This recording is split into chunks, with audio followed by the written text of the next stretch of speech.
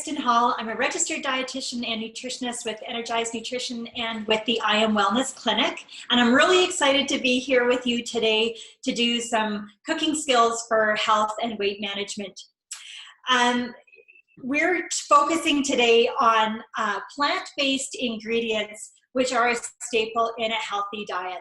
And so there's three main things that I really want you to get out of our session together today. The first is that eating more plant-based foods really supports our body's natural appetite regulation system so that you can eat when you're hungry and stop when you're satisfied. The second thing I want you to gain from our session is that flavorful meals come from layering in flavors that we achieve through cooking techniques. And so when we have flavorful foods, we feel satisfied and able to maintain the diet and lifestyle that we are following. The third thing is to use different cooking methods to enjoy the color on your plate, so your veggies. So in addition to raw and steamed, we can roast, we can stir fry, we can spiralize. So we're gonna do some of those things today. So on our menu today, we've got 4 main recipes. We're going to do a sweet potato red lentil soup with some warm spices and some Tamari almonds. We are going to do a bulgur and vegetable lettuce wrap. We're going to do a tofu sesame noodle bowl topped with a mango salsa. And the last dish is going to be a chia seed jam that we're going to serve with some yogurt. So I think we should jump right in. And the first recipe we're going to do is our sweet potato soup. So what I want you to know is that each recipe today has been strategically selected to showcase some of these key things that we want you to gain from our session today. And when we focus on the cooking technique or the cooking method, we then have a bit more freedom in the kitchen. So when we understand the technique, we can then substitute with different food ingredients that we might prefer or have on hand. And when we also understand the cooking method, we have a bit more freedom to cook without a recipe. So that's really going to be technique-driven recipes today. So when you're doing a recipe, it's really important to have a look for sure at your ingredients. So I'm just going to pull out my sweet potato and red lentil soup recipe. And what you want to do is have a look for sure at your ingredients and make sure you've got those items on hand. And if you don't, can you make a substitution for that? The other thing I like to do with my recipes is before I actually start cooking, I do what I call chunking my ingredients. So what I do is I look at the ingredients that we're going to be using. They're typically listed in the order of how they're going to be used. And I go through them and I compare them against the instructions because the instructions will tell you how do you use those ingredients. And so what I typically do is just start putting like little brackets around each set of ingredients that we're going to use together. Now you'll see that in these recipes, I've already done that work for you by just separating them out. But what I think is important is when you start cooking from other recipe sources is like write on your recipe so that you can make it easier to understand. There's a lot of information that you're pulling together at the same time to cook. And so by organizing at the front end, it just is a little bit more seamless. So that's one of the things I really want you to get from this. So soup making is typically a combination of 3 steps. We first start by sweating our aromatic vegetables. We then add in our spices. And then the third thing is we add in the rest of the ingredients, which is usually your broth and some additional vegetables. So we're going to start by preparing our aromatic vegetables. So aromatic vegetables are ingredients like onions, garlic, carrots, celery, leeks, and that kind of thing. So we want to start by preparing our aromatics. And by sweating them, what we mean is we're going to put them over a layer of heat, but kind of over low to medium heat. and just let the flavors sort of release from our aromatic vegetables. When you do cooking like that in layers, you get really nice depth of flavor.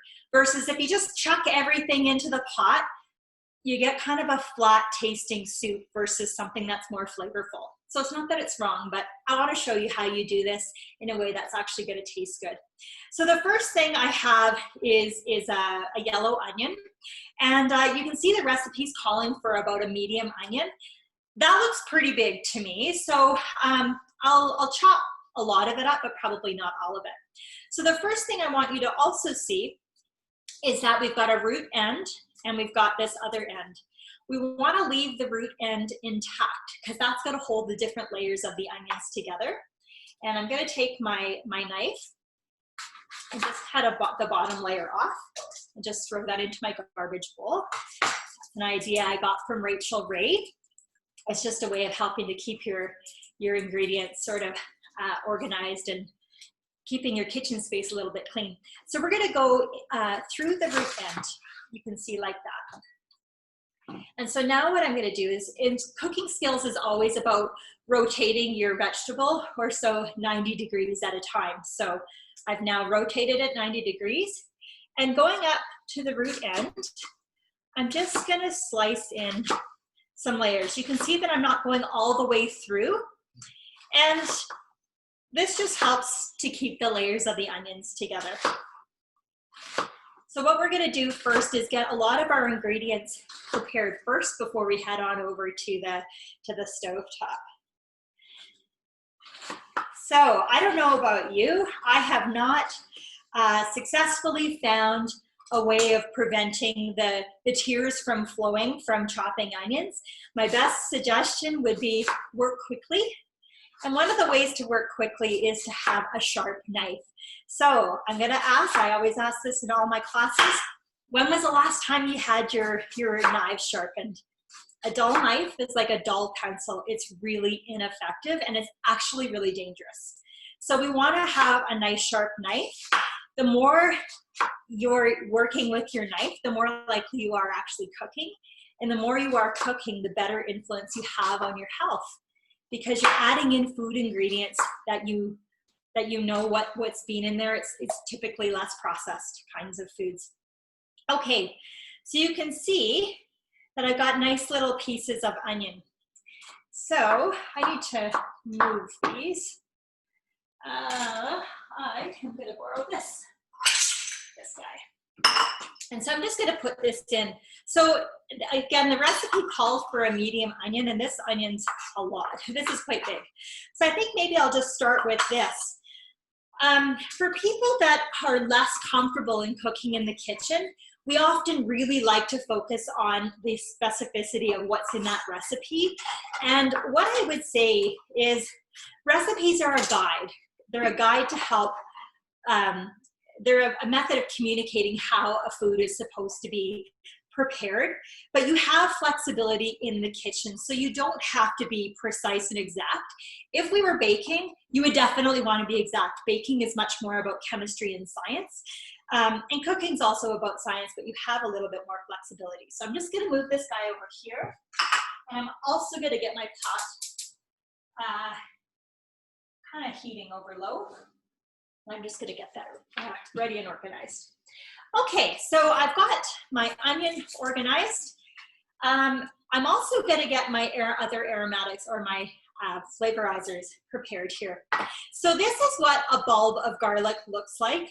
We're not adding the bulb, we're just adding in a clove. So what you do, if you've not ever worked with garlic, is we just sort of, you can see that we've got lots of different cloves in here. So I'm going to just start with 2 cloves, and we want to remove this sort of papery skin from it because you don't want that in your soup.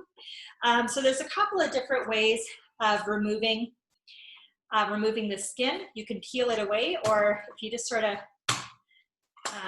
smash it like that, you can more easily peel that away. Now, garlic is also an aromatic vegetable as well. So you'll know that, I'll show you when we're actually cooking it, when we add that in. But garlic does have some medicinal properties. And so what I think is really neat about the foods that we eat is that by adding in foods, we're adding in layers of health promoting ingredients that we get a benefit of really good taste with a side benefit of a bit of health. So, you know, it says to mince the garlic. You could definitely mince this with your knife. I'm just going to use a rasp, which is like a handheld grater. You could use a box grater if that's what you have. But the reason I use this, I want it really finely minced, and that's just a technique that I like to use when I'm working with garlic and ginger.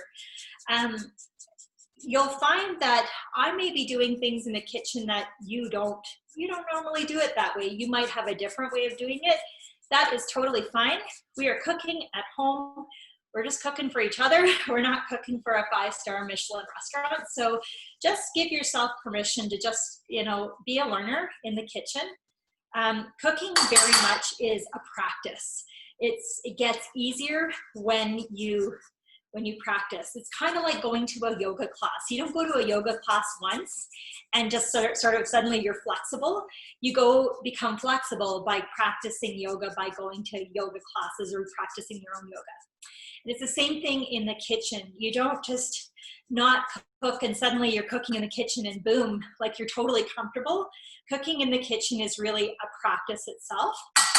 And the more you practice, the more efficient and comfort, you have a better comfort level. So I definitely encourage you to practice and to exercise those culinary muscles. So I've got a garlic, so I've got my garlic minced, and now I'm gonna add in some ginger. So this is part of a ginger root. You find these in the produce section as well. And you could, I'm gonna just mince it like this as well. I'm gonna leave this skin on because it's not gonna come through. You could peel the skin if you wanted to. Now, a couple other things I want to suggest around using ginger is, let's say you have a big piece of ginger and you're not going to use it up in time before it starts to dry out. You can peel this and then put it in a plastic bag or in a container and freeze it. And then you can just use it as you need it. That's a really great strategy for just using up everything you have. So I think I need a tablespoon of fresh ginger. You can see that I'm not totally measuring things here, and that's okay. That's not quite a tablespoon. I'll just add a little bit more in there. But I can already smell how amazing the garlic and the ginger smell. And oh my gosh, you just wait until we get cooking. And like the smell of this recipe is just, it's so delicious. This recipe is great for a nice quick meal for a weeknight. It's great for lunch. It's great for a weekend. It freezes really well. And this is a great way, you're gonna see, we're gonna get working on our veggies next. This is a great way to get in vegetables because we don't just have to eat them raw. We don't just have to have a plate of carrots. We can cook them, we can puree them into soups, and that's a yummy, yummy way of getting in your veggies into you. Okay, so we've got some garlic, we've got some ginger. Now we're gonna add in a little bit of curry paste. Curry paste, I would suggest start with less and add in more. You can always add in more heat, but you can't take it away. And once you've got too much heat in your soup, that can really ruin it for some people. So it's about, I'd say about 1.5 teaspoons is what a heat level that I know I like. If you like it hotter, you can add in more. But again, I would suggest by starting with less, and you can always add in more. So we are going to pop this back over here. So it's all ready for us. Okay, what's the next thing I want to do here? Okay, I'm gonna get my carrots prepared. So carrots is an ingredient that I love to have in my fridge all the time, especially this time of the year, because carrots, onions, celery, this is stuff that we can easily put together to make a soup. So the first step I want to do, I've got these 3 peeled, and I just wanted to show you that, of course, I have washed these before I'm peeling them.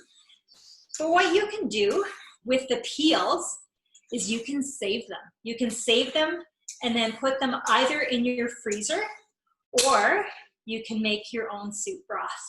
And if that sounds like really intense to you, like I don't often do that. It's actually something that's not that hard. It's not that hard to do. So I've saved my carrot peelings from my other carrots, and I'm just going to pop them in there. And this is a great strategy for any of your other vegetable scraps. Put them in a bag, keep them either in your fridge, or if you're not going to make soup broth right away, put them in your freezer. Making broth is actually just like making tea, except you're steeping in your vegetables into the water. So if you can make tea, you can totally make stock. And what's really awesome about that is you then can control how much sodium is actually in your stock. So it's just another option for reusing everything that you have in the kitchen. Okay, so now the recipe says to dice these, and I should update that, because really we're going to puree this at the end, so don't worry too much. I'm just going to slice these rather than dicing them. And you can see that what I'm doing here is I'm using my guide hand to hold my vegetables in place. And I'm just going to chop them. Just going to grab a little Kleenex here. Sorry about that. And I do have a little cloth over here. Okay, that's better. I'm just going to chop these up. And what's really neat about these is, you know, if you're cooking by yourself, what you can do is, you know, put on your favorite Netflix show, or put on your music, or listen to a podcast. You know, definitely find a way of adjusting your food environment so that it feels really enjoyable to be in the kitchen, rather than it being like a slog, like, gotta be in the kitchen again. So now we could actually put these in our vegetable bag as well. So you can see here that our carrots are orange. Most carrots are, although you can get other artisanal carrots. And that's because they've got beta carotene in them, which is a wonderful antioxidant. Antioxidants are, if we imagine the insides of our bodies, over time they get really full of like inflammation. So inflammation is sort of like having a rusty car on the inside of our body. And what antioxidants do is like giving a fresh coat of paint inside our body. So when we add foods with antioxidants, think about it kind of relining the insides of our body. So you can see now that I'm going to be chopping up our sweet potato, just trying to get everything really organized so that it's really slick and quick for us over there. Okay. So I'm just going to peel this guy off. Actually, you know what I think I'm going to do? I'm going to start sauteing the onions, because it's going to take about 5 minutes or so to get that going. So I'm going to get my cameraman to move us over here. Come on over here, camera.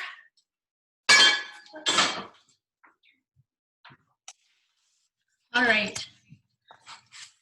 I'll just get the lighting adjusted to make sure that you can see. Oh, and when you're done, you could just lower that in the background. That would be awesome. Okay, I'm going to keep working on my sweet potato, but I'm going to finish that off when we're while we're waiting for the onion to cook. So now what I'm going to do is I'm going to add in a little bit of olive oil. You can just make sure. You're looking at the light. Okay, I'm gonna add a little bit of olive oil. Now, I am pouring it into a teaspoon here, only because if I just free pour that in, it's going to just sort of glug out, and I'm gonna end up using more fat there than I need. So I am using an extra virgin olive oil. I can smell it. Oh, it smells yummy. I'm gonna just swirl my fat around in my pot, and I'm gonna add in my onions. Okay, so you can hear that. There's a nice little sizzle coming from our pot. Now, one of the things, cooking is really multi-sensory. It's something that you want to be using your eyes, your hands, your sense of touch. your sense of smell, as well as your sense of hearing. And we want a nice sizzle. We don't want an angry sizzle where it would be like searing hot. If you do that, you're likely to get browning in your onions, which is fine sometimes. But I think today we just want to have more of a just like really like limited color in our onions. So I'm going to just stir them around so that I've got some oil kind of covering around our onions. But you can hear now there's less of a sizzle. And what's happening is I'm dropping the temperature of my pan. So I'm just going to turn the temperature up a little bit and let those onions start to sweat. It's kind of like going into a like a sauna. We're going to let those onions just sort of get sweating away. Okay, so now I'm going to go back and move my stuff over here. Okay, I don't know if you can see this. Yeah. So back to my sweet potato. So I'm just using a vegetable peeler to get around my sweet potato skin. And if you are roasting this, like if you're doing sweet potato fries, like in the oven, you could leave your skin on. It's just another source of fiber. And it's actually like, I find it's really quite pleasant. When I used to take my young kids out at the time for swimming lessons, we used to stop and get sweet potato fries from the local restaurant at the gym. And they used to leave the skin on. And at the time, my child, he would eat them. So I thought that's pretty neat. But today we're going to take the skin off because we want to, we're going to be pureeing our soup. Okay, so I'm just going to get that peeling off. Yeah, so it's mostly done there. Okay. And that's also a fairly large sweet potato, as I'm sure you've seen in the grocery store. Sometimes, you know, they're like this big. This one, again, this is quite large. So depending on like the size of the onion, the size of the sweet potato, you can use more or less. And it's not that it's right or wrong. It's just really what you prefer. I'm just going to slice this up. And again, I know the recipe says to dice them. Don't worry about spending your culinary efforts in dicing these. Just get them sliced into little pieces here. Just do that. So you can see when you're working with like a root vegetable like this, it really shows how important it is to have that sharp knife. So again, I am thinking that I definitely probably need to get my knife sharpened again, and you might benefit from that as well. So I'm just, now the smaller we cut these vegetables, the faster they're gonna cook. So that's a bit of a time saver suggestion for you is, you know, all of us seem to be short on time. And so if you cut your vegetables into smaller pieces, then they will cook faster. And you wanna be cutting your carrots and your carrots and sweet potatoes in about the same size, just because it's going to help them cook at about the same rate. These are just tips and tricks. If they weren't cut about the same size, it wouldn't be a big deal. It would not be a big deal at all. So if you find you're a person that gets really quite nervous about things in the kitchen, I would say, you know, cooking is really, it's really an art, and it's really something that can be an enjoyable process. So just let yourself be a learner in this part of your life, and just feel, I hope, relaxed.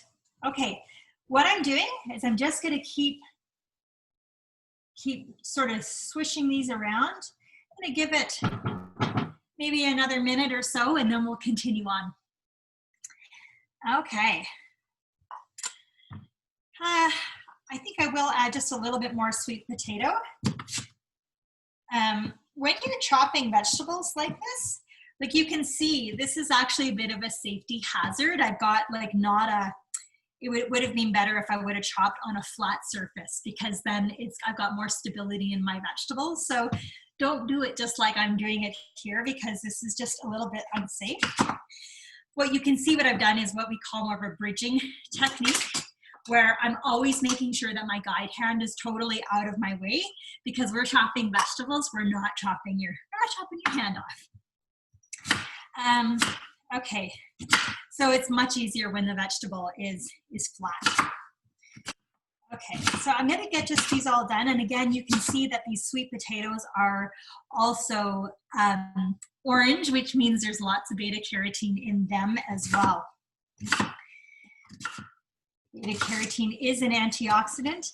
Important to get antioxidants like beta carotene from food, though. I wouldn't recommend you get that from a supplement, because it's thought to be healthier and safer for us to consume antioxidants in a food form.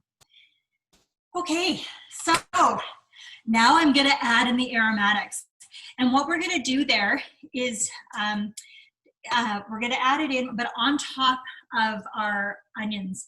That's especially important for something like garlic. Garlic has actually a lot of sugars in it, and when you apply garlic too close to a heat source, like a direct heat source, you risk burning it. And when you've got burnt garlic, like that will infuse everywhere in your dish, and it won't taste very good. So you just add them right on top of the onions, and we'll stir them around. And what we're gonna do is release the natural oils from our garlic, our ginger, and our curry, and it's gonna smell amazing. So, and it takes maybe, I don't know, 10 or 20 seconds for the natural oils to sort of release, and you'll know when it's happened because it just smells. So I'm just gonna stir it around like that. And I wish that the smell of this could be conveyed through my recorder here, my computer screen, because it is just amazing. This is, if for no other reason, make this dish just so you can smell what I'm smelling. Okay, so what I'm gonna do next is add in the rest of my ingredients here. One of them is gonna be some soup broth. So when I was buying the ingredients for this, I definitely could have used my own soup broth, but I don't have any made right now. I made some a couple of weeks ago, and I did make a soup, but I don't have any right now. So I'm actually using a no salt added chicken broth. If you prefer vegetarian style eating, you could just get a vegetable broth. However, when I compared just the vegetable broth to the no salt added chicken stock, or chicken broth, this one actually had less sodium in it. So I ended up getting this chicken broth. So what I'm going to do now is just turn my temperature up a little bit, because we want it to continue to cook. And I'm going to add in the whole box. Now I'm going to add in an ingredient that I think is going to make you kind of go, huh? But believe me, this is going to be worth it. We're going to add in some natural peanut butter. This is going to make this soup just really have a beautiful depth of flavor and a really amazing taste. So I'm going to add that in, and it's going to melt away. Peanut butter, I would suggest, if you haven't already, make the conversion to the natural peanut butter. I'm just going to show you that when I store it upside down, because what happens is then when you go to use it and turn it right back up, all of the natural oil sort of redistributes through the peanut butter. So this is something, I made this switch probably 5 or 6 years ago maybe, and I actually started with a roasted almond butter. You could use almond butter in here. I'm using peanut butter just because it's a little bit more affordable.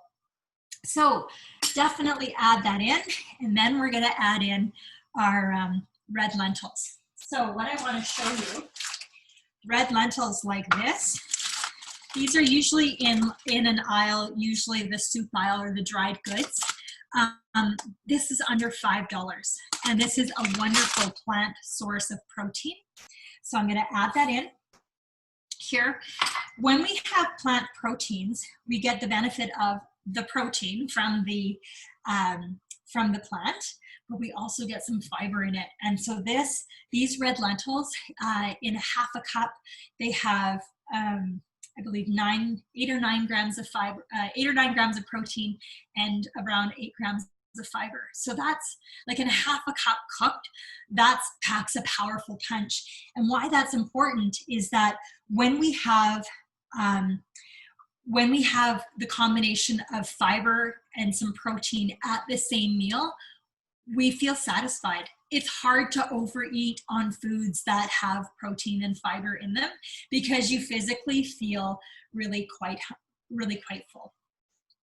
So I'm gonna mix that in together. And what's really neat about the red lentils is they're gonna like melt away when we cook them. So now I'm gonna also add in the rest of my vegetables here. I'm gonna get my carrots in here. So anytime you're adding in a starch with some liquid, it's going to, like as part of cooking the starchy vegetables here, it's going to drink up some of that liquid. So we're gonna keep an eye on it. We might need to add it just because these vegetables, like you saw how big that sweet potato was, it may require us to add in a little bit more broth. And that's where cooking becomes more of a sensory experience because you're looking. It's not that you would have done anything wrong. It's just that these sweet potatoes are bigger than the original recipe was written for. So it just means that we need to be watching our food and adjusting as we need it. You might really like a thick soup, which would be fine. My tendency is I've done all the work, so I'm going to pop it all in, but I do have a feeling that it's going to need some extra liquid there. Okay. So I'm not timing us, but this is a soup that I have made. I actually just made this past week for a weeknight meal. Sometimes you just don't want to have an animal protein as part of your, every single night. It's nice to have a bit of a break. It's also really good on your pocketbook. So we're going to let that cook away. It's probably going to take maybe 15 minutes or so to get everything cooked. And then what we'll do is we're going to blend it. You could use a hand blender. I'm going to use my real blender. And you're going to see what's different here is that it's going to have the soup come out really bright orange. So the next thing I wanted to show you, I'm going to stay right here. I'm just going to grab something here. The next dish we're going to make is our Tamari almonds. And what I want to show you with this is a really fun and low carb way of adding in crunch and texture to our soup. So a lot of times we think about having soup and crackers or soup in a bun, which is fine. Sometimes we just really like that. But what I want you to see is that there's some other options we have. So I've got some roasted, they're not roasted. These are almonds, just plain almonds. And I'm gonna just put them in my a bowl here. And then I'm going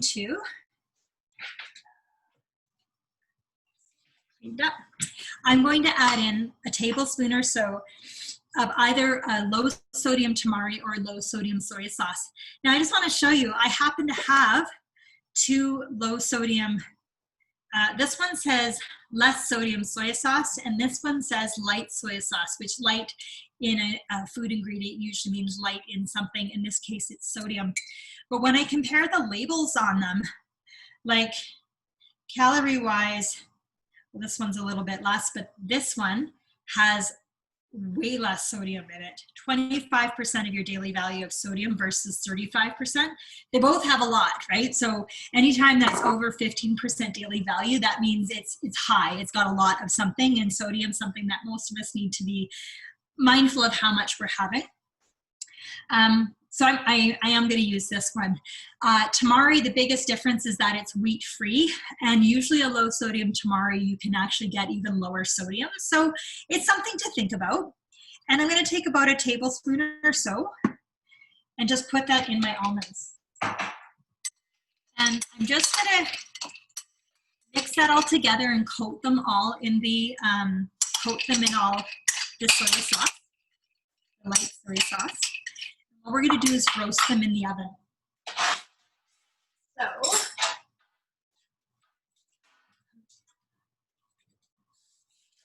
Making a bit of a mess here, but that's okay. I'm a bit of a messy cook, but I'm still doing all right. So I'm gonna put this on my cookie sheet, flat like that, and I'm gonna put them in the oven at about 325 for about 9 minutes or so. And what this is gonna do is it's going to let some of the natural oils come back from the come out from the almonds, and so it's just going to taste a little bit deeper in flavor. And then when we chop them to top them on our soup, what that does is it adds in crunch, it adds in another layer of flavor, and we're not adding in like refined soda crackers, which I think is a pretty good option for us. The other use that you could use with these is you could put them on top of the salad for a nice healthy fat that's going to contribute some healthy monounsaturated fats. It's also going to contribute some fiber and a little bit of protein as well, and it's plant-based protein. So again, you start thinking about how do we layer in these flavors. When you have flavorful food, you can really enjoy and sustain the kind of diet and lifestyle you're on because you're satisfied. You don't feel like you're foraging for more food. So I'm just going to throw these in the oven, and then we're going to move on to our next item, which I believe is my chia jam. Okay, so what I'm actually going to do is make a bit of more room over here. Switch this. Oops, don't do that yet. I'm going to move this over here. Kurt, do you want to go close the blind over there? I think that's maybe what's causing a bit of darkness on the screen. Okay. So when you're cooking, that's great. Thanks, Kurt. What's really helpful when we're cooking is to be a little bit more organized with the foods that we're having. Organized with the foods, but also organized with the ingredients. So I'm going to just move this guy over here. Okay.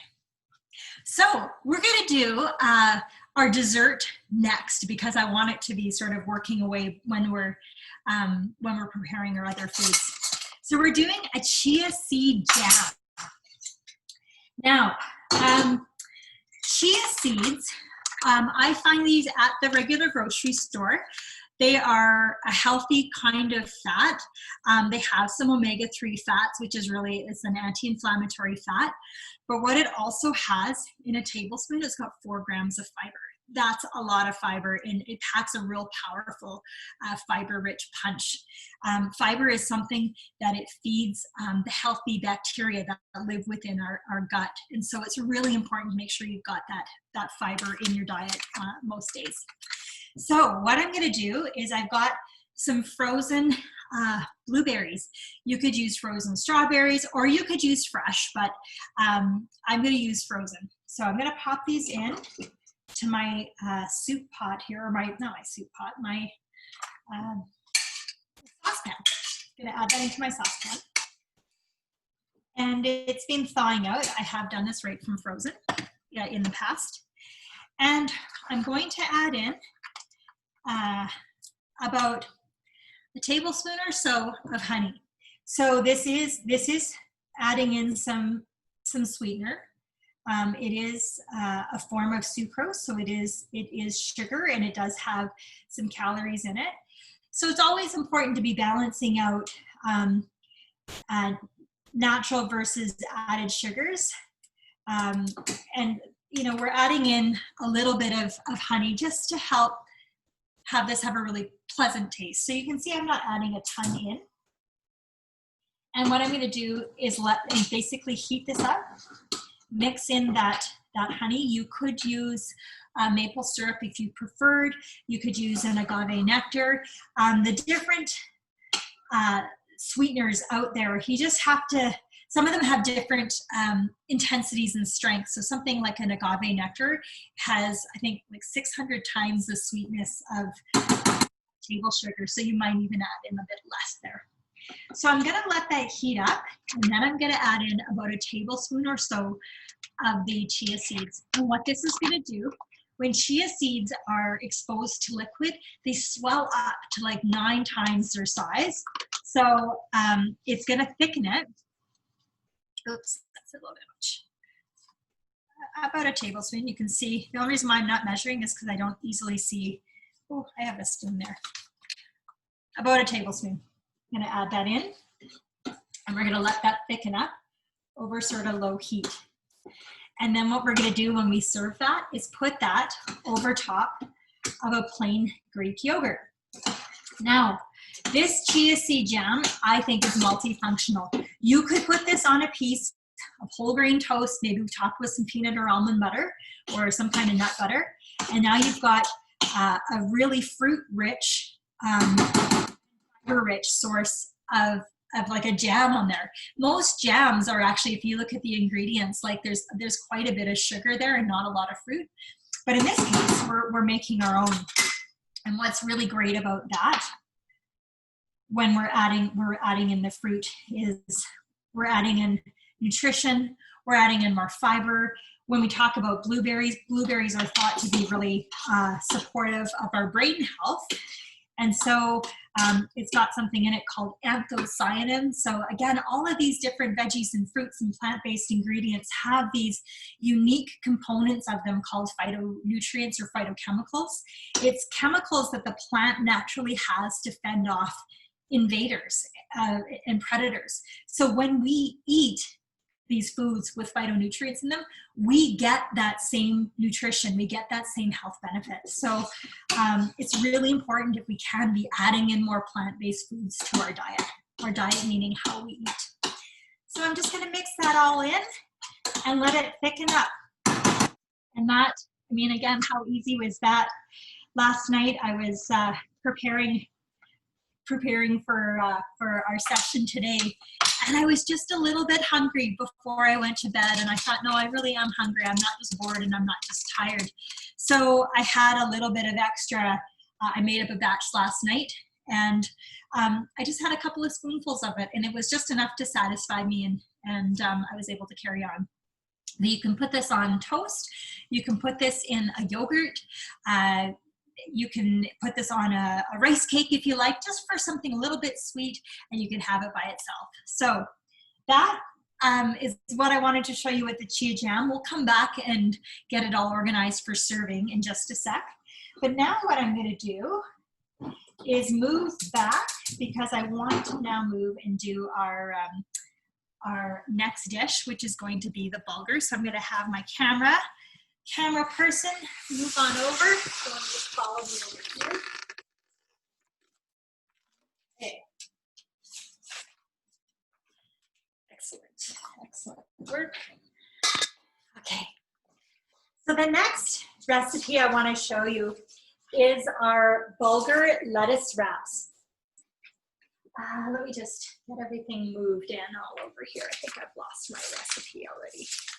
Silly me, I'm trying to do too much all at the same time.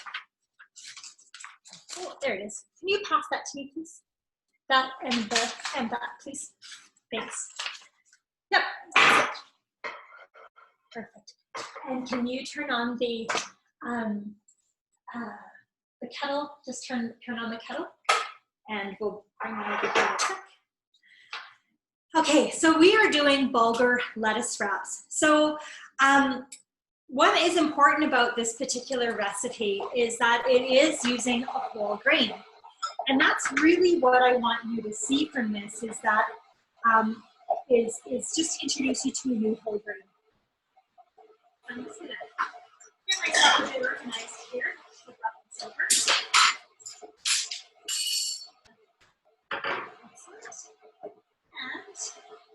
And if you could grab me a wet cloth, that would be amazing as well. There's a green one right there. You could just rinse, put a bit of water on that. Okay, so we are doing bulgur lettuce wraps. So whole grains, you're probably familiar with the whole grain popcorn, because it is a whole grain of corn. And so when we talk about whole grains, it means it's the whole kernel. So the whole kernel of wheat, the whole kernel of rice, the whole kernel of corn. When we have that whole kernel, we're getting all the different layers of that grain. So that's important, because when we have a whole grain, then we have the three different layers of the grain together. We have the endosperm is the really carbohydrate-rich source of that grain.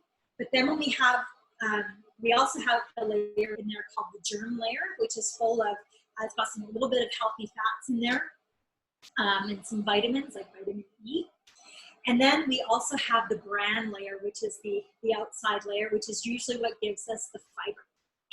And so it's really important that when we have whole grains, if we can have the whole grain, meaning the whole grain that's either being blended up and put into flakes or put into kernels or granules, what that does is it gives us all the nutrition of the whole grain. And why that's important is then you've got some protein, you've got some fiber, and you've got like even just some texture there, which helps you, gives you some chew to that. And when you have more chew, then you have to eat it slower. So it's really quite handy. Curry, if you want to go grab that for me, that would be great. So what I'm going to do is I want to introduce you to a grain called bulgur. If you want to just put that there, that'd be great. So I want to introduce you to bulgur. Now, what bulgur is, it's the whole kernel of wheat that has been sort of par cooked and then dried. And so what's awesome about this grain is that it's actually fairly quick to cook. And so that's what I'm going to show you today. So we've got this much. So the recipe says 1.5 cups. I just want to demonstrate this to you. And then I'm going to add in about 1 cup or so of the liquid. And what's going to happen is that this whole grain is going to drink up all this water. And so basically what's happening is we're rehydrating it. Now, when I look at this, this bulgur package and the directions of how it says to actually cook it, it says to cook it in a saucepan for about 20 minutes. But again, there's different methods for cooking it. I'm just going to sort of stir that around, and really it rehydrates quite quickly. Now there's different ways of adding in layers of flavor to your whole grains as you cook it. I'm using just plain old water here because I'm going to layer in some flavor with the vinaigrette. However, if you were doing this just to have this as like a side dish as part of a meal, what you could do is cook it in the same ratio of liquid to grain, but then just use like a vegetable stock or a chicken stock. So that can be another way of adding in flavor. When you're cooking with whole grains, they tend to be a little nuttier in flavor. So it's something that's just different maybe than what you're used to. But I'm going to show you today how we're going to layer in some other flavors so that you can have something that tastes good and that your family will hopefully enjoy and accept. Bulgur, I found this. Sometimes I find this at Co-op. Definitely find it at Superstore. When I was shopping for this, I ended up going to like a health food store that's in the community. And so it's just one of those things where sometimes you just have to spend an extra 5 minutes and just find the ingredient. Sometimes it's just at No Frills. So it depends on what they have, but it's usually in the grains aisle, kind of around the soup aisle, kind of by the quinoa and other grains. So you might have found that you're used to other whole grains that you might be used to are like whole grain rice or quinoa or just turn that down. Turn that down too. Used to rice, some quinoa, oats, oatmeal, as long as it's from the package and not like the individual instant packs. These are all forms of whole grains that you're likely may have seen or been a little more familiar with. And I wanted to introduce you to the bulgur today. So we've got the bulgur cooking, and by the magic of a cooking class, I've got some bulgur that's already cooked up, just to help with the flow of what we're trying to do today. So I've got that ready. Okay, so what else do I need to do? I need to get some diced tomatoes. So I'm going to move that there. Okay, so I've got 4 tomatoes And I've already sort of pre-diced those up, but I just want to show you how I've done that. I've just got a regular tomato. I know in the recipe I suggested aroma tomato. You could use Roma tomatoes, you could use just these tomatoes on the vine, and you could also use like those cherry tomatoes, which I love having those in my house because they're just easy for quick snacking and just getting in like your veggies in throughout the day. But what I'm going to do is I've got like a serrated knife edge here. I don't know if you can see that here, but having the serrated edge at the bottom, that's really helpful when you have a hard exterior and a soft interior, kind of like bread, and same with tomatoes. So I'm going to chop it in half and then chop it again. And then move my garbage bowl up here a bit. I'm going to just put the inside of this into my garbage bowl. You could eat it if you wanted, but I'm not going to use that in this application today. The little seeds they're fine to eat, but I'm just going to take them out for this. I don't want it to be sort of runny and sort of snotty looking in our dish. So I'm going to just pull those out, put those away. Let's give my hands a little wipe here.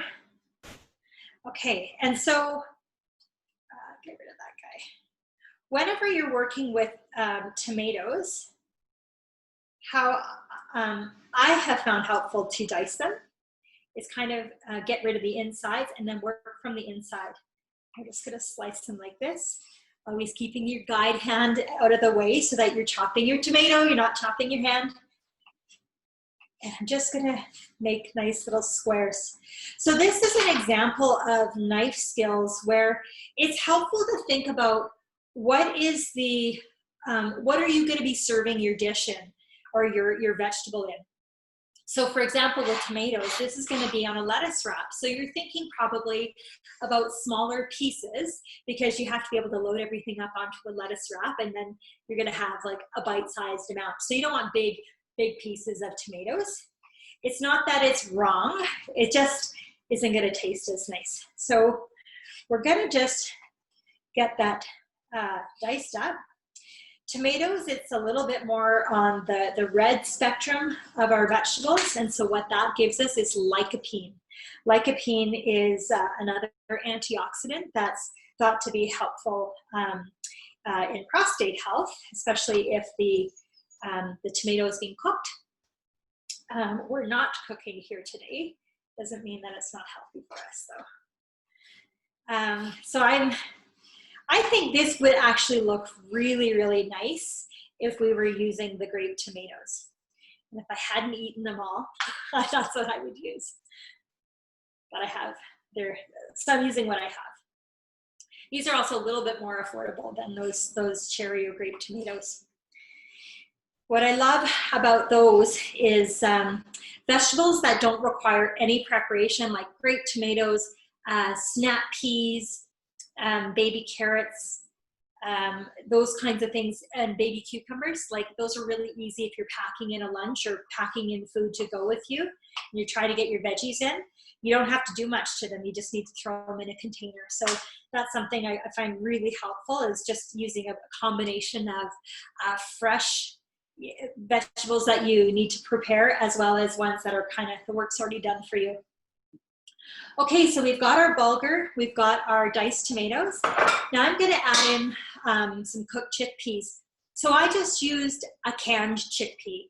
You can find these in the, the legume section down the aisles in your grocery store. And what I do is I drain them and then I rinse them with water just in a colander. And what that draining and rinsing does is it helps to reduce up to 40% of the sodium from the chickpea or from the canned legume. They're super convenient. And so it's a plant source of protein, which means that we've got, it's fiber coming from the plant, and as well as the protein coming from the plant. It's also really inexpensive, again, compared cost-wise to more animal sources of protein. You can cook your own chickpeas. And if you want to talk more about how to do that, you can shoot me a note. It just takes a bit more organization, and I just think the canned is just a little more user-friendly to work with. But again, if you're a person that likes to cook up your own chickpeas from dry, it's kind of like cooking pasta. It just takes a long time. So this is a great time saver. Now what we're going to do is add in some green onion, and I believe 1/4 of a cup. I probably just need one. So I have washed all my vegetables. Just you don't see me doing that, but I've already done that. For sure, I'm thinking about washing my vegetables just because that's good practice. And you can see what I'm doing is I'm just chopping this up. So this is green. Veggies that are green are rich in more chlorophyll, and they have their own, and typically folate and other B vitamins. So again, this is something that when you add in more color to your plate, you're creating more meals that have that creates some satisfaction. And satisfaction means that you're less likely to find yourself foraging in the cupboard or in the fridge later because you're just looking for something. If all you eat is something like boiled chicken breast and steamed broccoli, you know, you can do that for a short time period. But most people, when they eat like that, are really not happy about their food, and they end up going and eating more processed type foods, which those really aren't super awesome for us. So we want to limit that. I'm going to add in some red onion, which I've pre-chopped because you've already seen me chop an onion. But again, with the red onion, you probably just want to be thinking about nice, really probably very small pieces now, because you don't want a big honking piece of onion in your lettuce wrap. But what the red onion is going to do is add in just a really neat little bit of flavor. How yummy does this look? It's so colorful. Look at that. It's already getting so colorful there. Okay, we got green onions. We got red onions. We're going to add in some parsley and mint. So parsley and mint. These are... obviously, these are herbs that you can grow in your garden, and in Alberta here, this is a herb that even I can grow. So I'm not really a huge green thumb, but it is something that I like playing with. Now, fresh mint, we're saying 2 tablespoons. So I have washed these. And what I'm going to do is just, actually, that's going to be too much. I don't need that much. But if you just sort of roll them up like that, and then just... excuse me, chop them like that. I don't want to add in too much, otherwise too many herbs, it tastes too much like weeds, right? You don't want too much, like just the mouthfeel of it doesn't taste very good if you have too much. What I'm going to do is what I'm doing, just a little pivot technique here, just because again, I want nice small pieces. But what this chopping is doing, it's breaking down the cell walls of the mint, and it's really fresh smelling, and it's going to make this dish taste really, really tasty. So what we're doing is we're adding in flavor through the natural vegetables, through the different kinds of plant-based ingredients. And then when we add in actual herbs, you're having, like, they are chock full of antioxidants. And again, remember, those antioxidants are ingredients that help to, like, it's like a fresh coat of paint on the inside. And who doesn't feel a little bit rusty at the end of a week? So it can help you feel really good. These herbs are not just for decoration. So I'm just sort of rolling these up, and I'm just gonna, again, nice sharp knife. And then I'm just gonna sort of pivot this. You can see I'm not really measuring these, because you can always add in more, but it's hard to take it away once you've added them in. Okay. So I'm gonna add that in there. Parsley and mint. Okay, so then what I'm gonna do, so there we go. This is, oh, and then I'm gonna add in the bulgur. So the bulgur is what was already cooked. You can see this is the bulgur that I've rehydrated. So it does happen quite quickly. Actually, maybe I'll use that. I'm just gonna add that in. What the little bit of heat is gonna do here is it's going to help release the natural oils, especially from the parsley and the mint. So that's good. I'm going to mix that together. Okay, so now what we want to do is we want to add in a little bit of oil and some lemon. So that's a really, really basic vinaigrette, is the fat and the acid. So the fat meaning the extra virgin olive oil, and the acid in this case is coming from the lemon juice. When I do vinaigrettes, I'm always thinking fat, acid, sweet, salt. And if you can think about that ratio or that combination, you can make any kind of vinaigrette anytime you want. Because then you can vary up the fat, you can vary up the acid, you can vary up the sweet, and you can vary up where you're getting the salt from. Okay, so I've got that all mixed together.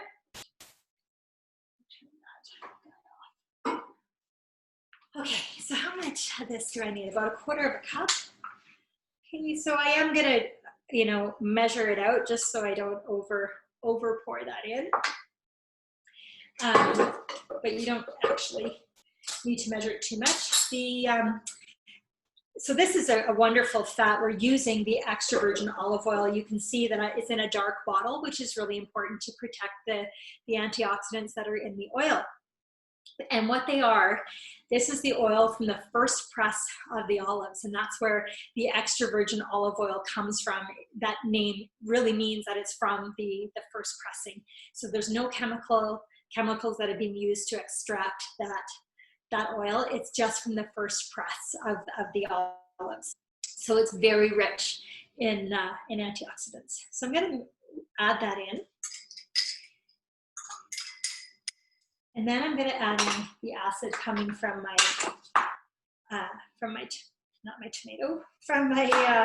lemon here. Okay, so you don't have to have kitchen gadgets to be successful, but this is a kitchen gadget I really, really like. So I'm going to add in, I've just cut it in half again because I know it's not going to fit in here. And I put it cut side down. And you can see that I'm not measuring it. I'm just going to add that in. And I'm going to add in the other half. So I love having fresh lemons around. It's super flavorful. It adds in this beautiful brightness to the foods that we eat. Sometimes people don't like to have this kind of stuff around until they're really used to using it, in which case you can get like a bottled lemon juice. It doesn't taste the same, but if that's what you have, then you can use that as well. It's important not to get too fretty about the kinds, the specific ingredients. I think it's worth it to have the fresh lemon, especially for something like this. And then I am going to add in a little bit of salt. A little bit of salt and pepper to taste. So I am doing a bit of pepper there. And then this kind of gadget allows me, if I turn it the other way, I get the other ingredient there. Okay, so you can see I'm not adding in a lot of salt, but salt is a flavor potentiator. So what that means is it helps to kind of pull all the flavors together. This is not the kind of salt that I think you need to be worried about. If you're thinking about your sodium, where it's more important is actually in our more processed types of foods. So in our cheeses, in our sauces, in our soups, even in our bread. Bread's actually got quite a bit of sodium in it because it is processed. So just something to keep an eye on. Now it is important, and I haven't shown you this yet, it is important to make sure that you're tasting along the way, because then you adjust your seasonings. So let me just have a look and see if I would add in anything else. That's really good. And add in just a little bit more salt. I think that's really good. If you're a person that likes a bit of heat to your food, you could add in a little bit of hot sauce here. I am not a person that necessarily, I like buffalo chicken and buffalo cauliflower, but for this I'm not going to add any, but you could if you wanted to. So you could just enjoy this as a salad. You could make this up and it probably would last you maybe 2 days in the fridge. This is an example of a whole grain that is wonderful to add into on top of a salad, like on top of a bed of leafy greens. Or in this case, we're gonna serve them with and make lettuce wraps out of them. Whoops. So I'm just going to, so my presentation's not very good here at the moment, but what you would do is take, so I've got, this is just green leaf lettuce. My favorite lettuce to use is actually a butter lettuce, and I find that typically at Sobeys, and I didn't go to Sobeys for my groceries. So, but you could use butter lettuce, you could use a romaine lettuce. Use a nice small little piece of lettuce, and then you can serve it kind of like that. And now you've got a really nice little snack. This is something that you could enjoy, serve as an appetizer. It's something you could serve as a side dish. And this can just help get you away from like the same old boring salad that time after time gets a bit boring. So this is one way to do it. Or you could, you know, chop up your lettuce into small pieces and then just serve this as a regular salad. But I think this is just an interesting way of just, you know, mixing things up. Let's say you go to make this dish and you're like, I can't find the bulgur. Now what do I do? You could make this same dish with, say, a whole wheat couscous, which again, you just rehydrate that. You just want to look for the whole wheat, like the whole grain kind of couscous. You could also use whole grain rice. You could use quinoa if you wanted instead. The biggest thing, if you can, is getting into the habit of trying to include the whole grains as part of your foods. They don't all have to be whole grains, but if you can get at least 3 of them into your day, what happens here is, yes, they are a source of carbohydrate, but because they've got that fiber, there's lots of fiber in there and lots of protein, it's really hard to overeat on this, and you'll be satisfied with less. And again, that's one of the things we want to show you today, is that when you have plant-based foods, it really helps your body's appetite regulation system to really allow you to eat when you're hungry and then stop when you're satisfied. It's hard to overeat on this. So we'll, I'm going to move this over here. All right, the next thing I'm going to do is get my salsa prepared. So my salsa is actually all that stuff right over there if you want to pass that to me. The salsa is going to be what we include on top of our noodle bowl. So I'm going to get that prepared. Now you can see that this, I'm showing you lots of dishes today, and I wouldn't honestly expect that you would make every single one of these all at the same time. You certainly could, thank you. You certainly could, but you don't have to. I would say pick 1 or 2 things to put your effort into, and then the rest of it you can just, you know, throw together aside with, like if we were doing like a grilled chicken, you could put some effort into maybe making this salsa, and that's going to make your grilled chicken just kind of pop. Not just flavor-wise, but just even, like, you'll see the color of it. It's going to be fantastic. Okay, so let's have a look at our mango salsa. Why I want to show you this, if you actually want to keep making a few more of those wraps there, that would be awesome. You can see what I just did. I just scooped some. Great. Thank you. Okay, so to do your mango salsa, what I think is so great about a salsa is that it's like, it's a condiment that we could add on top of a salad. You could put it on like a chicken burger. You could even put it on grilled fish. You could put it on grilled chicken. So it's something that adds in flavor, adds in a bit of sweetness, but you could replace, say, ketchup and barbecue sauce with the mango. And now you've got natural flavors with a whole bunch of nutrition coming in without all just like the plain sweetness, the plain sugar. Okay, so what I'm going to show you is we're going to use mango, 1.5 cups of mango that's being diced. So what I've actually started with is frozen mango because my sous chef over at President's Choice has chopped them into little cubes for me. And so that's an amazing time saver. If you have the time and energy and access to a fresh mango, there's nothing like a fresh mango for sure. But what I think is really neat is just using the frozen mango that you then thaw out. And what I did last night was I just started chopping these.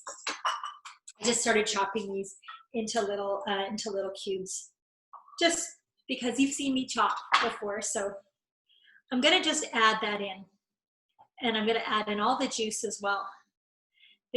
So adding in frozen fruit, adding that into your regular grocery list, I think is an amazing way of always having access to fresh fruits and frozen veggies as well.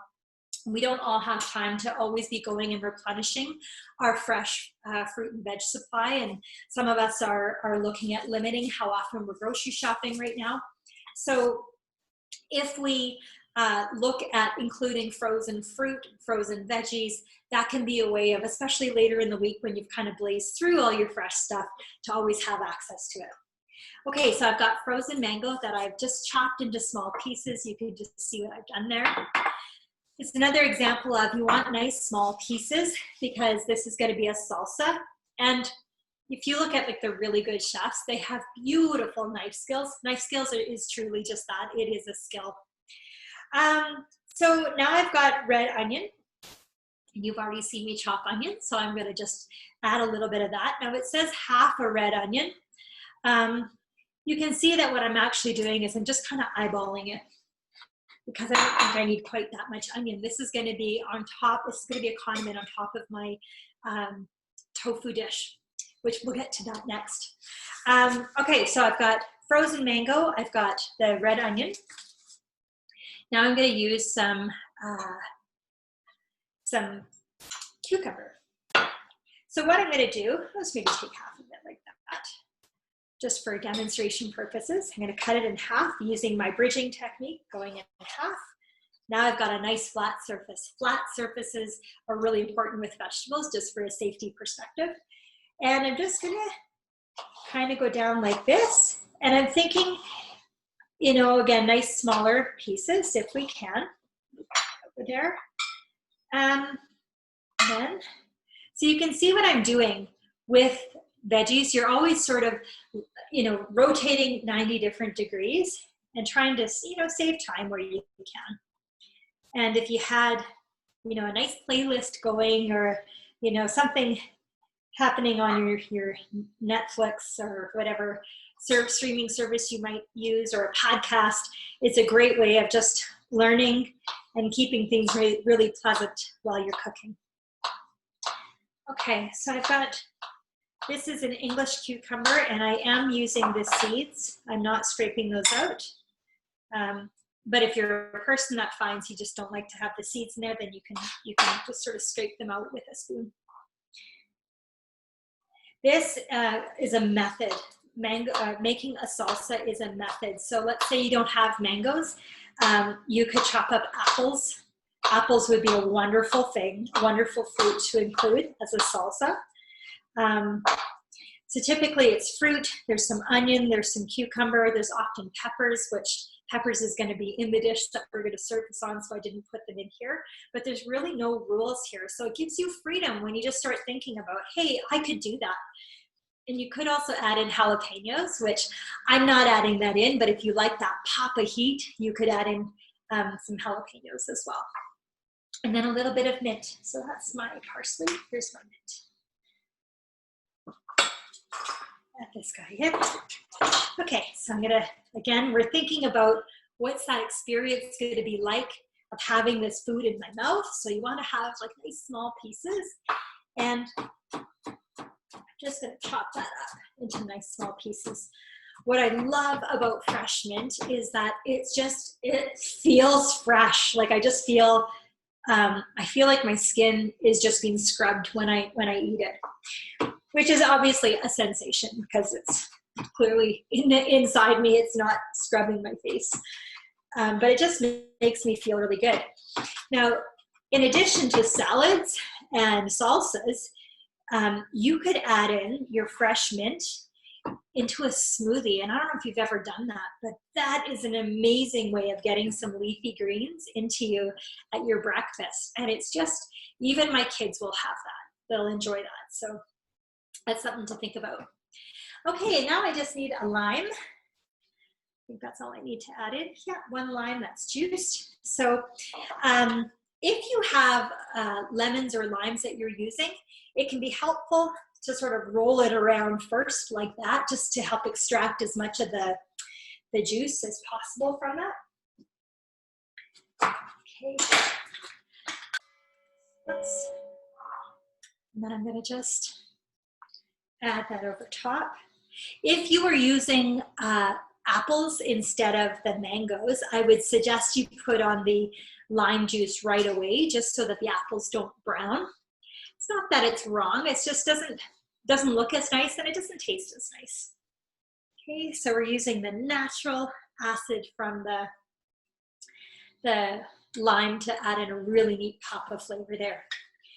So I have given you an actual recipe which uses specific amounts of food, but you can see here that really this is a method. We're putting these different foods together, and I'm just going to mix it up like that.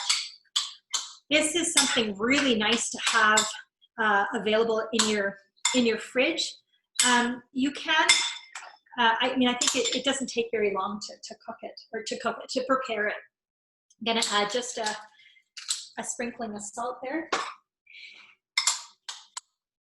And there we go. So that's all ready. Okay. I think what we're gonna do, I'm just gonna move this over here and get my station set up, because we are going into one of our last meals for preparation, and then we have to serve everything, including our soup. So I'm just gonna get this kind of moved out of the way. Move that over there. Okay. So the last dish I want to show you is a tofu peanut noodle bowl. So people who have seen me individually, I joke around usually and say, I'm not here to sell you tofu. If you like it, you like it. If you don't, you don't. But I want to show you tofu for a couple of reasons today. One is that it is plant-based. So when you have a plant-based food and a plant-based protein, it's got more shelf life to it than does like an animal protein. Another reason is, like, when I buy tofu at the grocery store, I have usually like a couple of weeks to use it up before I'm concerned about its shelf life.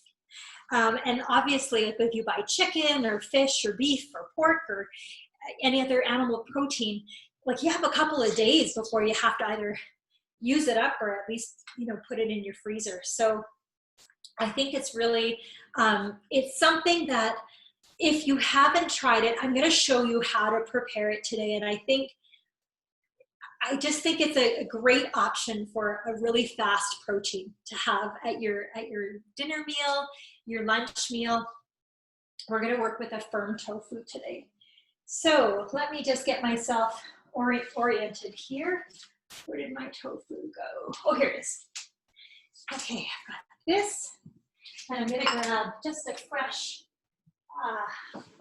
there we go, clean towel here. Okay, before we do that. So in the recipe, we're going to start by making our sauce. So I'm going to move all my sauce ingredients over here. Get that ready for us. Anytime you can spend some time ahead of time at the front end of cooking, like getting everything mise en place or getting everything in its place, especially if you're new to cooking, that's a way of helping to really organize yourself and feel less overwhelmed if cooking is a muscle that you need to develop. So what we're going to do for our sauce is we're going to add in some natural peanut butter. And the recipe shows you the amounts I'm using, so it's about 1/3 of a cup. Anytime you're working with a sauce or a vinaigrette, again, it's fat, acid, sweet, salt. So we've got the fat from the peanut butter, and then I'm going to add in some sesame oil, which is this one. So sesame oil It's more of a culinary finishing oil than a cooking oil per se. It's really rich in flavors. So when you buy it, typically, if you were making even like an Asian vinaigrette to go with that, you probably would mix it with like a neutral flavored oil, just so it's not so like overpowering. And then when you use it, or when you're not using it, pop it in the fridge, store it in the fridge so that it lasts longer. Otherwise, fats can oxidize, and then when they go rancid or off, then they don't taste good. Okay, so we've got the fat coming from the peanut butter and from the oil. Then we're going to add in some rice vinegar. So this is something that, again, it's a kind of acid, a vinegar that just adds in a really, really neat kind of Asian kind of flair to this sauce. If you couldn't find it, or if you just don't want to have an extra kind of vinegar, you could replace it with like an apple cider vinegar. It'll change the flavor profile a little bit, but it'll still work. So most importantly, we want to use what you have. And if you don't mind buying the extra ingredient, then fine. Okay, so we've got the sesame oil, the rice vinegar. Then I've got a little bit of honey. Where did my honey go? Here it is. This guy over here too. Okay, so 2 teaspoons of maple syrup honey. So I am going to, approximate how much I'm putting in, just so I don't over add, and also so I don't under add. You do need a little bit of a flavor balance there. So I've got some honey, some low sodium tamari or soy sauce. So I already showed you about my little product comparison, so I'm choosing the lower sodium one. And then I need some ginger root, some garlic, and some hot water. So I am going to add in some hot water here. So great, if you want to go grab me some hot water, that would be amazing. Oh, actually, we have some. Never mind. Got some hot water there. Okay, and so I'm going to add in some ginger. So about 2 teaspoons or so. So this is just, again, like this, sometimes putting in a little bit of extra effort here is just going to make this taste so yummy. I have seen peanut sauces that you can buy in the store, and they can be a really great time saver. You just, again, you're comparing sort of the cost and the sodium values of some of the prepared sauces. Okay, how are we doing for time here? Good. Okay, we're almost done. We're on our last dish. Okay, and then we're going to add in some garlic clove. So we don't need the whole ball. We just need clove. You can see I am a little bit of a messy cook, but I've actually got like 5 different recipes going on here too. So, you do have to get a little bit messy in the kitchen when you're cooking. And what I really hope that you'll experience with these recipes and with cooking is that, you know what, it's worth it. I have people tell me that they just feel they have more energy. At the end of the day, when they're cooking for themselves, they have more energy to get through the day, which that's like such a natural resource, right? Energy is not a unlimited resource. So if we have more energy, that's fantastic. And so cooking for yourself, having real, whole, less processed plant-based foods is a great way of generating that energy. Okay. Okay, great. So our sauce is all ready. And now, before we go over to the stove top, the last thing I want to just show you is how to get your tofu prepared. Tofu, I think you got to give it a chance. I really, I think it's something that you might be surprised, and this recipe is a great way to try it. So I'm using an extra firm tofu. I'll move this guy over here.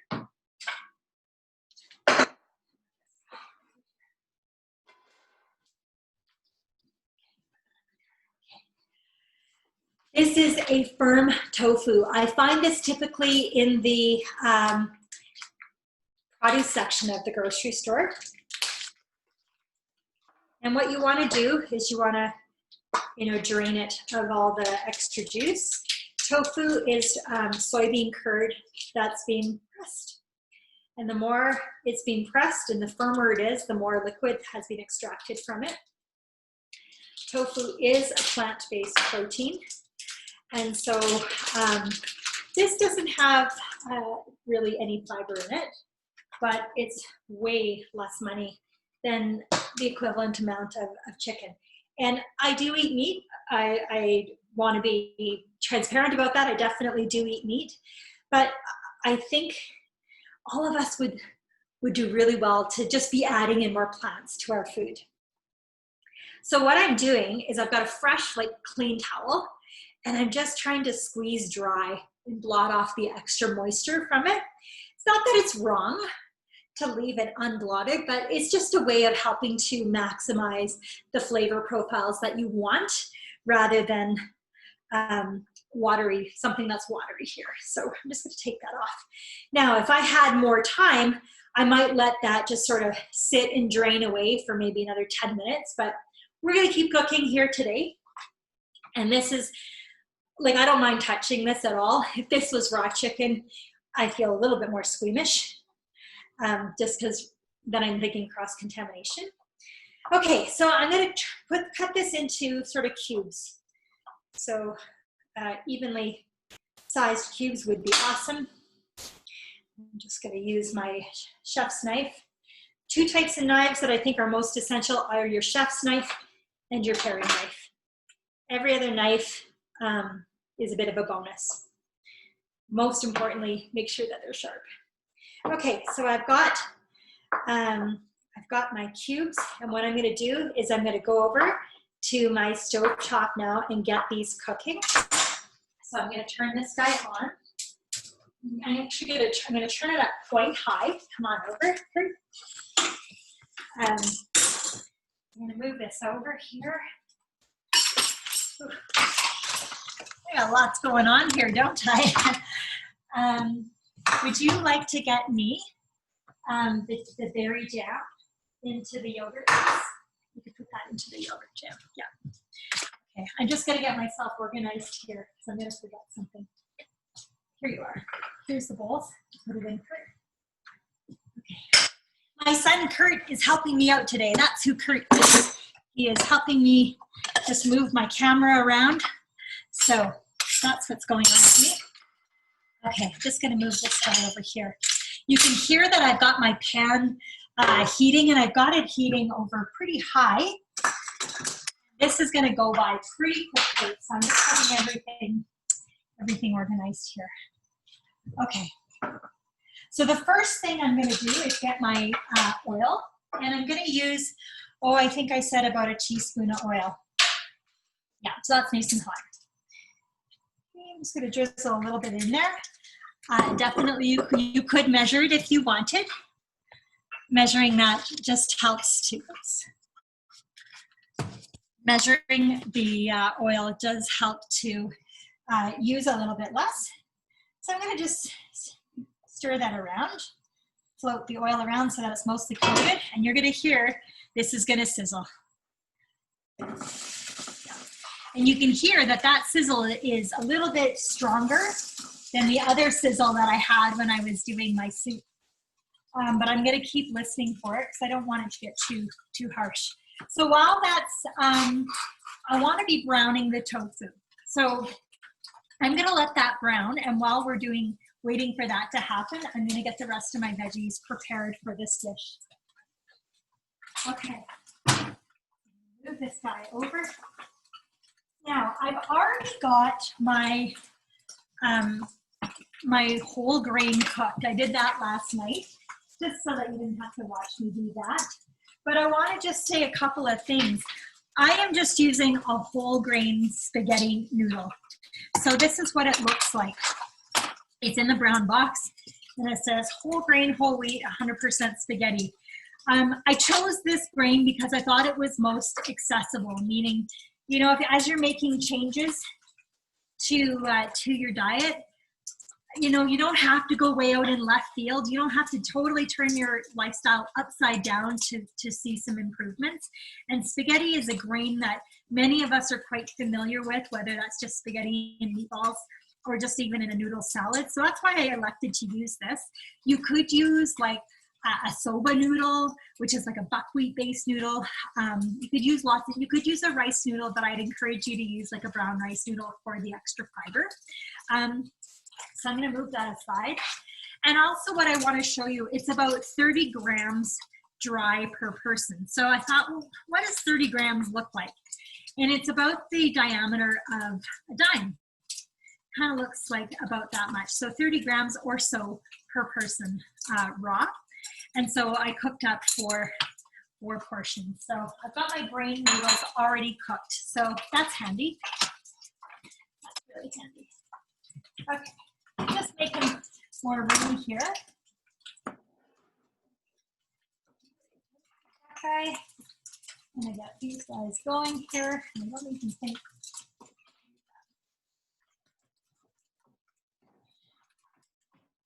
All right, so the next thing I'm gonna do is my red bell pepper. I just wanna make sure I'm not forgetting anything. Red bell pepper, okay.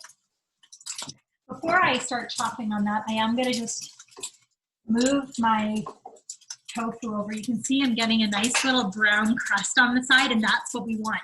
That's the purpose of what we're doing. That's browning, that's not burning.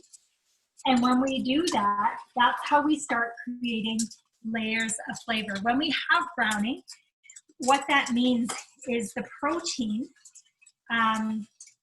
it's a Maillard reaction. So it's the protein and the carbohydrate has hit, I think, 220 or 235 degrees. And what that does is that creates like a bit of caramelization and more complex flavors. So you've probably seen that with like brown chicken or brown beef, where it just like, oh, that browning, you can't even describe what it is, but it adds in yummy taste. That's what we're doing here with browning the tofu, is we're creating that same kind of experience of having that browning. And so we want to try to be browning all sides if we can. And I don't know any other fast way of doing this other than just to turn it over. So probably having bigger pieces would have been faster. But anyways, this is the size that I'm using. And so we're gonna just kind of rotate that again. I wish you could see this. So and that's all I'm doing. And you can hear like, it's still sizzling. It's not a crazy angry sizzle. You're watching the temperature of your pan, and this pan is dark. And when you have dark pans, that tends to transfer heat a lot faster. Okay, so while that's working away, I've got my thing here. So this is my red bell pepper. This is how I like to do it. I like to go around the outside like this. You might have your own way of doing it, and that's totally fine. Okay, put that in my garbage bowl. And I think, let's do slices. We've got lots of squares in our meal already. We're just gonna do slices. I'm using a red bell pepper here. You could use orange, you could use yellow, you could use green as well. I'm just trying to add in a little bit of color to the, the dish I'm making here.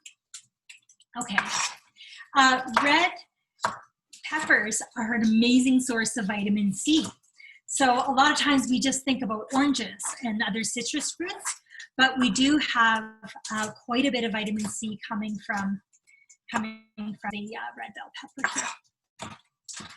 Okay, so what we're doing is we've got nice chopped up red bell peppers. And I believe what the recipe says to do is actually to stir fry this separately from the veggies. And I think if I wasn't doing this in a cooking class, I think I would go into that extra effort of just moving that to the side. But I think for purposes of time, I think I'm just gonna chuck it all in at the same time.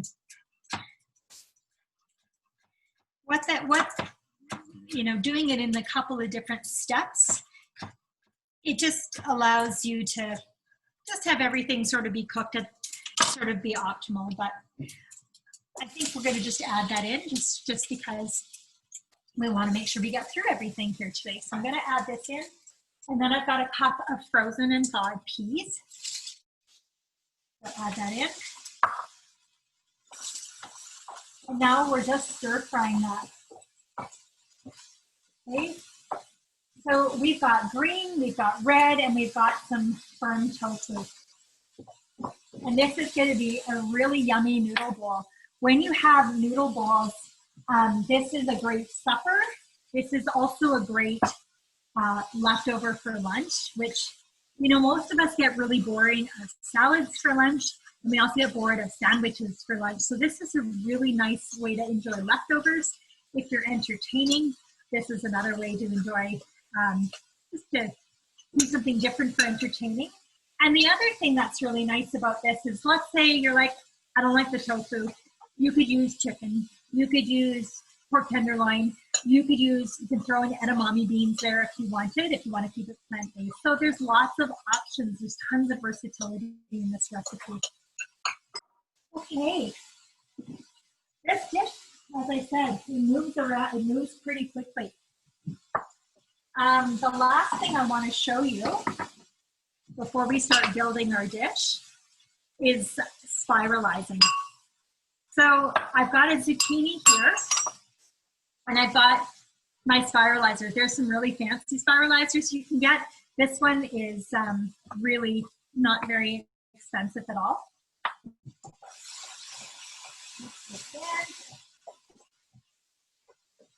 You can see I'm not following the recipe totally precisely. And I think what I want you to see from that is this is a cooking method, and recipes are a guide to show us how to do this. So what I'm doing now is I'm spiralizing my zucchini. And what's awesome about this is it's gonna add another layer of veggies into your dish. Most of us could do better to add in more veggies to our diet. And this is really familiar. So you've got like noodles, you're adding in zucchini noodles to your bowl. And let's say you're trying to do like more low carbohydrate, particularly by the end of the day. You could skip the whole grain noodles if you wanted and just use the zucchini noodles. And we're just gonna let that sort of heat up. The thing about when people do that is when they, try to go low carb at dinner is I do find that they often result in snacking by 8 or 9 at night. And so, is it better to have a little bit of carbohydrate in the form of a whole grain? You're satisfied, and then you may not need to snack at night. So that can be really handy. Now, let's say you don't have a spiralizer, you have no plans on buying one, no problem.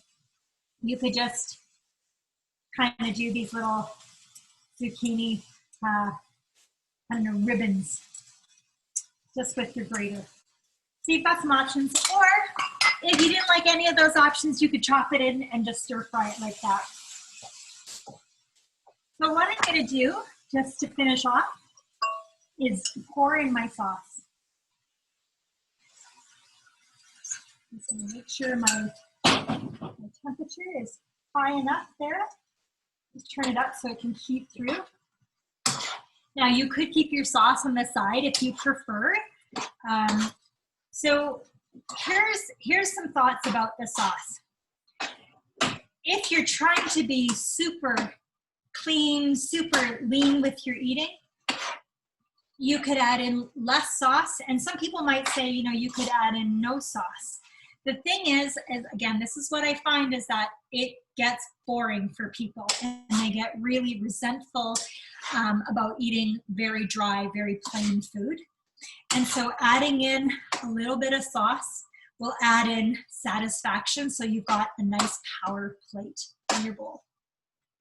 A power plate meaning you've got all your different groupings of food, and now you can go on with your day because you're satisfied. So I've got a little bit of noodle there. I'm gonna add in a little bit of the zucchini noodles. You can see that you might want to cut them because they're gonna be really long otherwise, but that's okay. And I've got some red pepper and my peas in there, and the sauce is already mixed in there. You could top this with your with some cashews if you wanted. I think you've got probably enough healthy fats coming from the sauce from the peanuts. So I don't know that you necessarily need more nuts in there. But now you can see that, how good does that look? I think that looks amazing.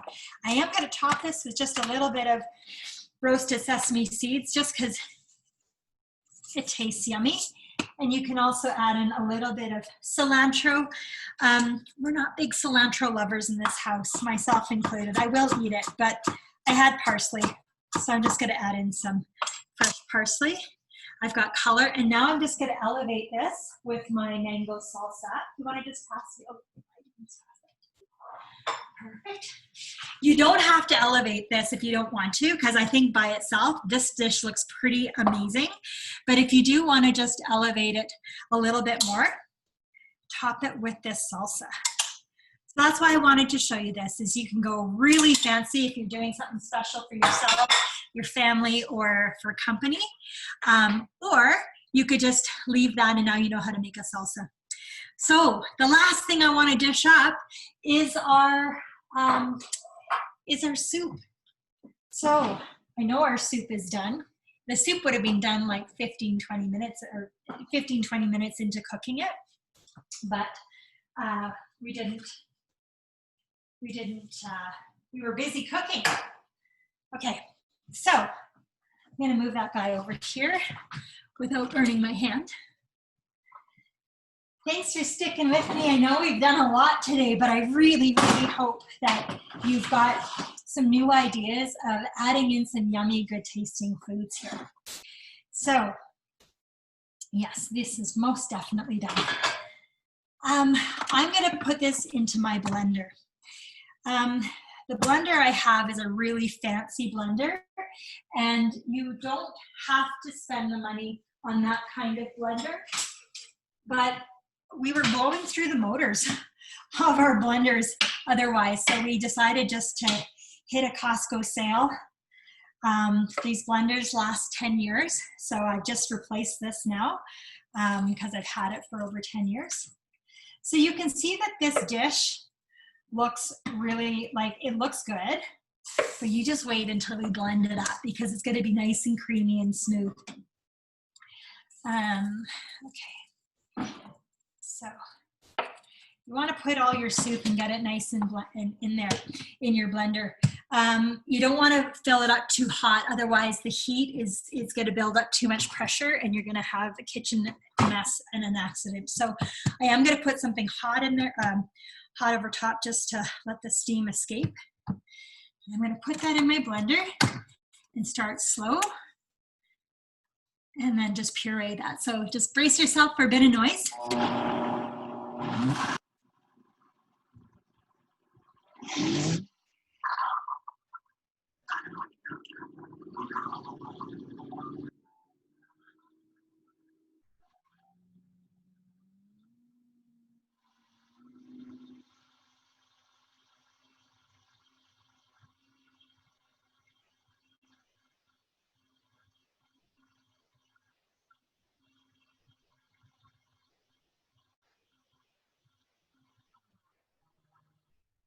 I know that was really loud, sorry about that.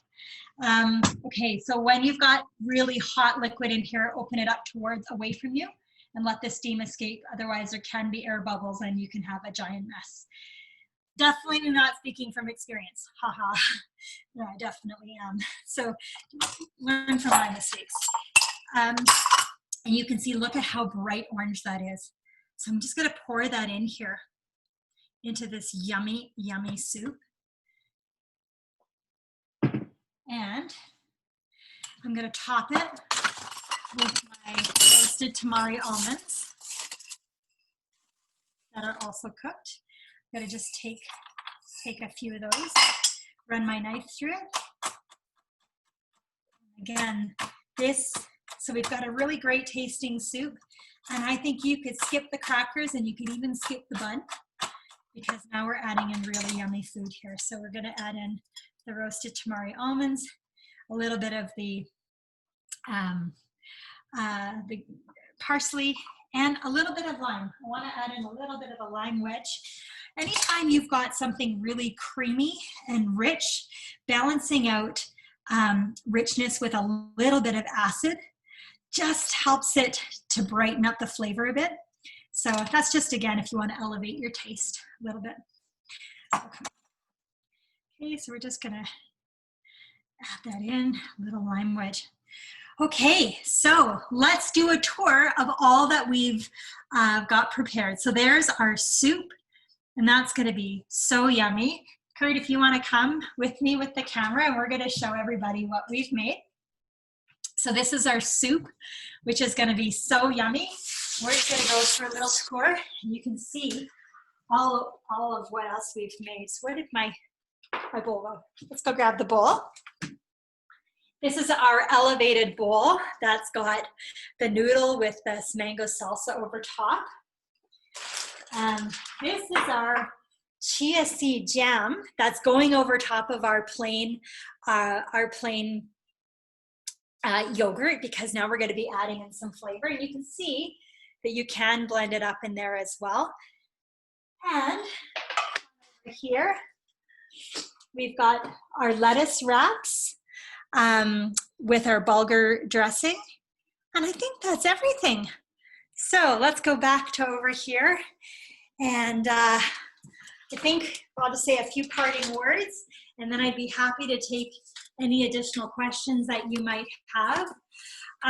What I was really hoping to show you today was elements of really the Mediterranean diet. And so in your little program package, we have a little Eating the Mediterranean Way little check sheet for you.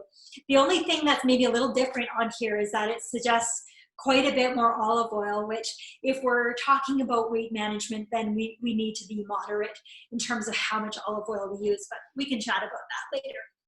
But the most important thing, I think, is that if we can start focusing on plant-based foods, using whole grains, using vegetables, using fruits, nuts, seeds, legumes, when we incorporate that as more part of our everyday food, that's where you feel satisfied. It's hard to overeat when you eat foods like this because you just physically can't. You feel full, and you feel full for a long time because your blood sugars kind of go up like that and down like that, rather than a spike, crash, crave. So plant-based foods, using more plant-based foods to help moderate your appetite, letting your appetite regulation system work better, versus when you have processed foods. That's where some of these processed foods override some of our hunger satiety signals. And just really learning to do different things with your vegetables. You don't just have to eat them raw. You can saute them, you can roast them, you can put them in soups. There's just lots of ways to enjoy your food. So unless you have any, I would love to hear any other questions you might have. And otherwise, what I would really love for you to go home and do now is pick one part of the recipe or one dish and make it, and just see, like, what did you learn? What did you like? What didn't you like? How would you change that up? What modifications would you make based on your preferences or how you've learned to cook something? We'd love to see that, and we'd love for you to take a picture and put it, you know, send it to us and let us see. So with that, I will say bye for now, and I look forward to meeting you one-on-one. Chat with you soon. Bye for now.